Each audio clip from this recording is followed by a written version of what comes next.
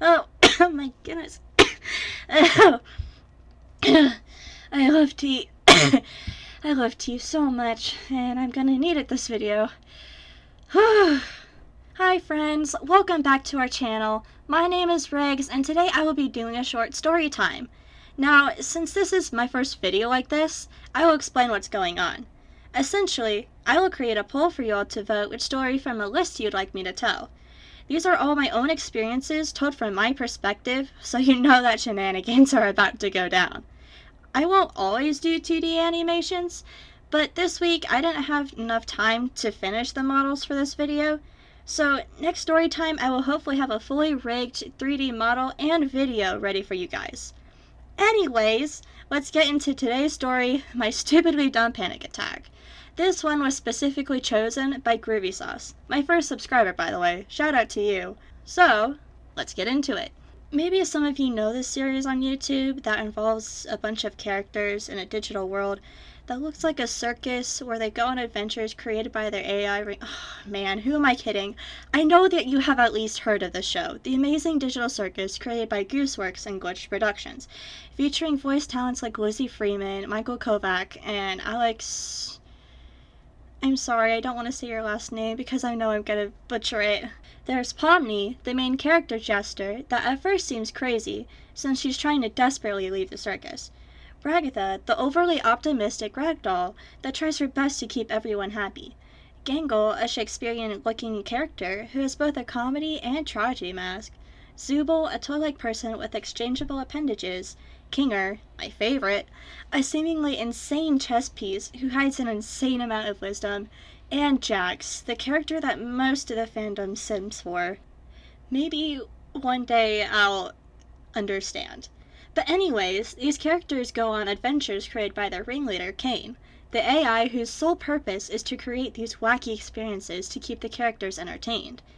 This series absolutely captivated me when I watched the first pilot episode last year. The story writing was incredible, and the characters were well thought out and personable. But I'm not here to talk about the story. Oh no, I am here to talk about the main theme song. Listening to this for the first time had me bopping my head and dancing around in my room. At first, I was so impressed, I re-listened to it over 50 times. 50 times! I was awestruck that somehow someone could come up with something this brilliant. But then one day, I snapped. No, I wasn't angry. Mostly. I was sitting at the piano, messing around, trying to think of some ideas for our game Redemption.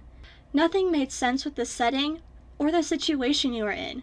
I was starting to get frustrated, but then I reminded myself that music is fun, so I decided to see what random stuff I could come up with. There wasn't a goal I was trying to accomplish, but I was having fun, just hitting notes on the piano, building chords and melody lines, and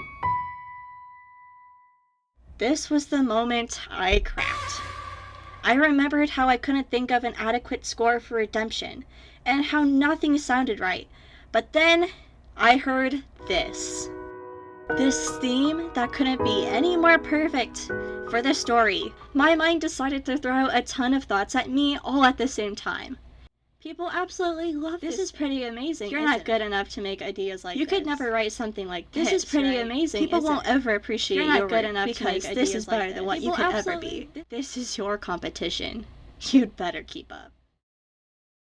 At that moment, I decided I'd played enough piano for the day, since I was literally driving myself crazy over music. I went up to my room and shut my door and started scrolling through YouTube, trying to escape the thoughts that just kept coming back. But every video was about this awesome new show.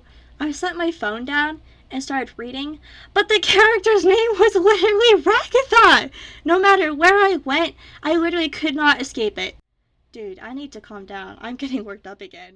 Just then, my sister came into my room and asked, "Were you playing the Amazing Digital Circus theme?" The conversation went something like this. Yeah, I accidentally played it while trying to figure out something for Redemption, But then I kept thinking about it and how it encapsulates the whole premise of the show. And then I was like, I have to do that for redemption, but I don't know how to do that. I can't make something that's good. Is this my competition? Is this what I have to win up against? This literal masterpiece? I don't know.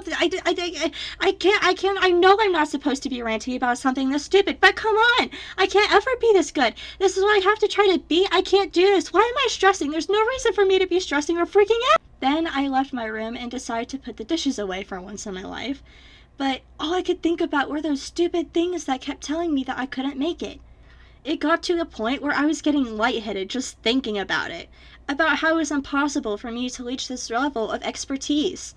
I ran to the bathroom as I felt myself getting ready to throw up. I was dizzy. All I knew was that I was freaking out about something that shouldn't have even bothered me. But the thoughts kept coming back over and over again.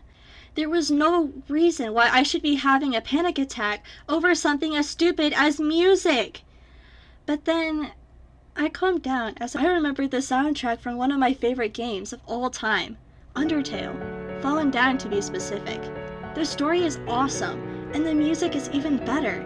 This helped me calm down every time I started to get worked up again. In reality, I felt like Toby Fox, the creator of Undertale. I had no experience in what I was doing. I was just doing it for fun, not really expecting much to come from it. It was just fun. That's what I had to keep reminding myself of. I'm trying to create something that maybe a few people might find enjoyable. And a few people is all I need. As long as I make one person happy, I'm happy. Who cares if there's a whole community that loves someone else's work more than yours? Who cares if you can't measure up to someone else in a certain aspect? The truth is, it's just you. You care because you expect too much of yourself, or push yourself to try to accomplish something you were never really meant to achieve. You feel the pressure of trying to live up to expectations set by a community that maybe you were meant to break. There's a reason we are all different. We are not supposed to be copies of each other, and we are never meant to be. We are supposed to have our own style of the things we enjoy. We are supposed to put our own spins on the things that we love. Even if I can't create something as good as Gooseworks or Toby Fox, I can still relish the fact that I have a few people who truly enjoy what I create. And to conclude this video, that's why I'm thankful for you.